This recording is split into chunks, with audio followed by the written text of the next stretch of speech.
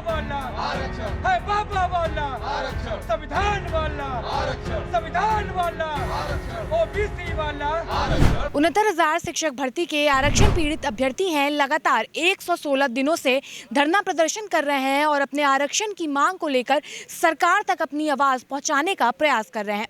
हम पहले दिन से आपको दिखा रहे हैं, जब से ये धरना शुरू हुआ तब से इनकी मांगे तो वही हैं, ये भी लखनऊ में बने हुए हैं, सरकार तक इनकी मांगे भी पहुंच रही हैं, लेकिन सरकार सिर्फ आश्वासन दे रही है, उसके अलावा उस पर कोई कार्रवाई नहीं कर रही है।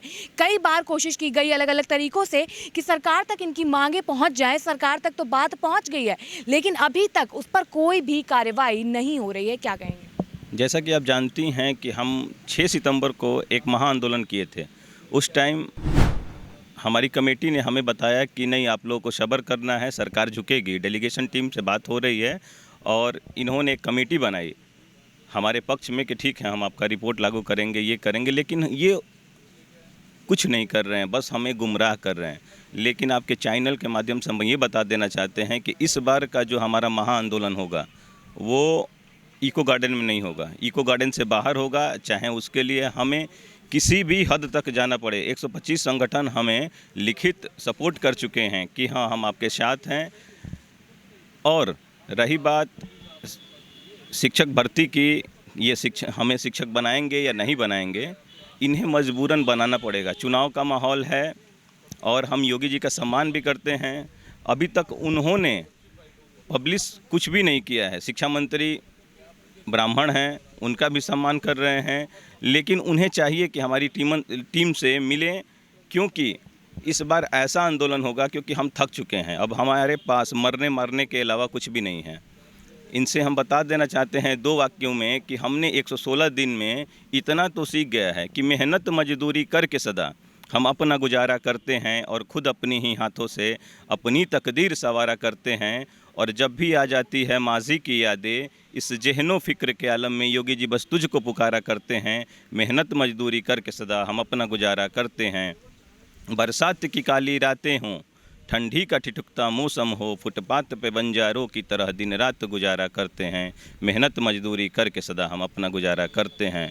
तो 116 दिन में हमने तो ये सीख गया है कि जीना कैसे है, क्योंकि ये 69,000 में जो आरक्षण का घोटाला हुआ है, सिर्फ हमारे साथ नहीं हुआ है, फिर भर्ती आएगी, फिर घोटाला करेंगे ये लोग। इस बार हमें आर या पार की लड़ाई करनी है और हमें और थोड़ा सा सब्र करना है, क्योंकि पेपर हैं और फ्री में इन्होंने स्वर्णों को हमारा सीट दिया है। ऐसे ही 68,500 में 6,000 सीट इन्होंने एक दिन में स्वर्णों को दिया, जबकि कोई भी संवैधानिक राइट नहीं था वहाँ पे लोगों को देने का।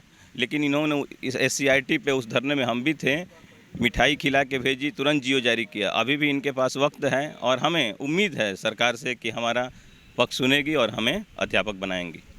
जय हिंद, जय भारत। क्या कहेंगी? हमेशा ही जो 69,000 शिक्षक भर्ती है वो विवादों में घिरी रहती है, अभी भी यही हो रहा है। किसी का 10 साल मैटर खिंच जाता है, किसी का सालों खिंच जाता है। क्या कहेंगी? अपने से क्या उम्मीद है? मैम, मेरा खुद ही इतना टाइम हो गया है। मेरा 72,000 वाले में भी था, उसमें नहीं हुआ। फिर उम्मीद बनाए कि चलिए फिर से तैयारी करते हैं, और फिर से मैंने अपनी प्राइवेट जॉब छोड़ के फिर से तैयारी किया। मेरे छोटे बच्चे भी हैं, बहुत उम्मीद थी और हम सोच रहे थे कि इनकी सरकार है, पारदर्शिता ये देखते हैं और योग्य शिक्षक इनको चाहिए। तो अब कितना योग्य बनेंगे हम लोग?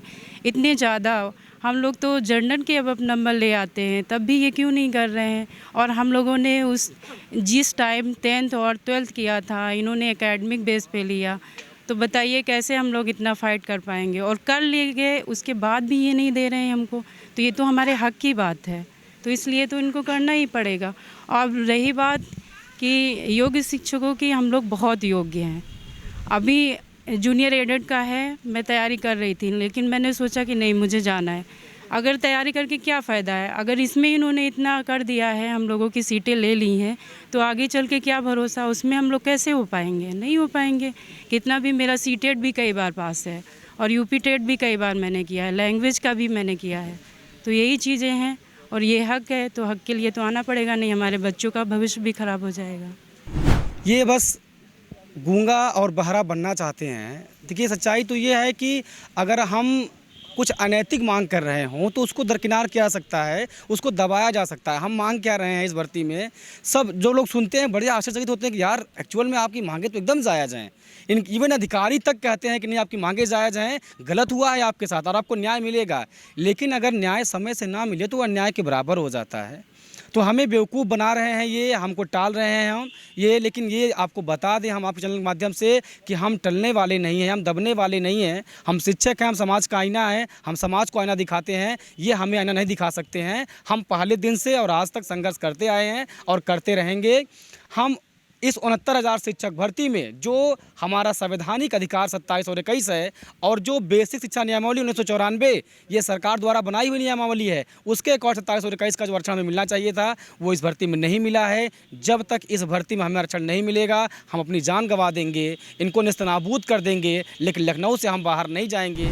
देखिए, आज हमारे धरने का 116 दिन हो गया है और हम लोग 116 दिन से सरकार को सिर्फ यही बताना चाहते हैं कि आप हमारी बातों को क्यों नहीं सुन रहे हैं। 116 दिन किसी महाआंदोलन के लिए बहुत दिन होते हैं, जैसा कि किसानों का आंदोलन 9 महीने से चल रहा है और उसके बाद हम लोग 4 महीने से आंदोलन इस इको गार्डन में कर रहे हैं। तो सरकार को हमारी बातें सुननी चाहिए और ऐसा है नहीं कि हम लोग असंवैधानिक तरीके से कुछ अनैतिक मांगें लेकर बैठे हैं। जबकि राष्ट्रीय पिछड़ा वर्ग आयोग की रिपोर्ट भी आ गई है और उस रिपोर्ट को आपको फॉलो भी करना चाहिए। जबकि ये आयोग हमने नहीं बनाया, केंद्र सरकार द्वारा इस आयोग का गठन किया गया है। तो आप आयोग की बात को मान करके हमें हमारा आरक्षण पूरा कर दीजिए। लगातार आप लोग बता रहे हैं कि जल्द ही प्रेस कॉन्फ्रेंस करके और एक बड़े आंदोलन का आप लोग आगाज़ कर सकते हैं, अनाउंसमेंट कर सकते हैं। तो वो क्या उसकी नौबत आ सकती है या पहले भी मामले का निस्तारण हो सकता है? हम उम्मीद में अब तक रहे हैं, 116 दिन हो गया उम्मीद में। अभी भी मान लीजिए आगे त्यौहार है, हो सकता है योगी जी का कुछ मूड बदल जाए कि प्रदेश में इतनी अराजकता फैल रही है। उनको भी तो ऐसा लगता होगा, उनको भी सारी बातें पहुँचती होंगी। जैसे किसानों के साथ हुआ है और भी लोगों के साथ हो रहा है, इनके विधायकों के साथ, इनके सांसदों के साथ ऐसा हो रहा है। तो ये सारे जो इनपुट जिसे हो रहे हैं, सारे मैसेज उनके पास जाते होंगे। तो हो सकता है अगर इनके मन में ख्याल आया कि इतने दिन से धरने पर बैठे हैं तो हो सकता है कुछ अगर अच्छा कर दें तो ठीक है, वरना इस त्योहारों के बाद जैसे और भी त्यौहार बीते, हमारे रक्षाबंधन वगैरह यहाँ पे बीते हैं, इन त्योहारों को भी हम देख लेंगे यहाँ पे। लेकिन अगर इस बात अगर नहीं होता है, हमारी उम्मीदें अगर टूट जाती हैं तो फिर हम इस बात बहुत बड़ा आंदोलन करने को बाध्य हो जाएंगे और सड़कों पर उतर के और इनको मनाने का काम करेंगे। क्योंकि वहाँ से वही हमारा आखिरी होगा, करो या मरो वाली स्थिति आ गई है। क्योंकि अब तक गांधीवादी तरीके से जिस तरह हम लोग यहाँ शांतिपूर्ण धरना दिए हैं, कोई भी ये नहीं कह सकता कि हमने कहीं भी अराजकता की है। हम चाहते तो 6 तारीख को भी बाहर निकल सकते थे, लेकिन सरकार ने जब मौका मांगा, समय मांगा, हमने सरकार को समय दिया।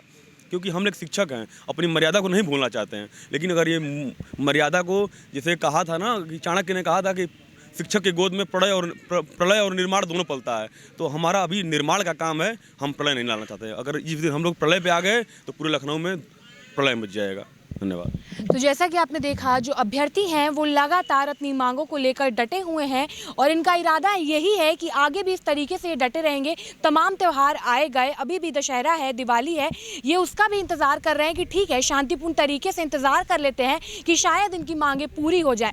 लेकिन अगर मांगें पूरी नहीं हुई तो जिस तरीके से इन लोगों ने शांतिपूर्ण तरीके से धरने को आगे बढ़ाया है, ये धरना आगे तो बढ़ेगा लेकिन एक बड़े आंदोलन के रूप में लखनऊ के सड़कों पर अभ्यर्थियों का जत्था उतरेगा और मुख्यमंत्री योगी आदित्यनाथ तक अपनी बात पहुंचाने का पूरा प्रयास करेगा। फिलहाल के लिए इतना ही। कैमरा पर्सन अभय के साथ मैं शिवांगी, JMD खबर, लखनऊ।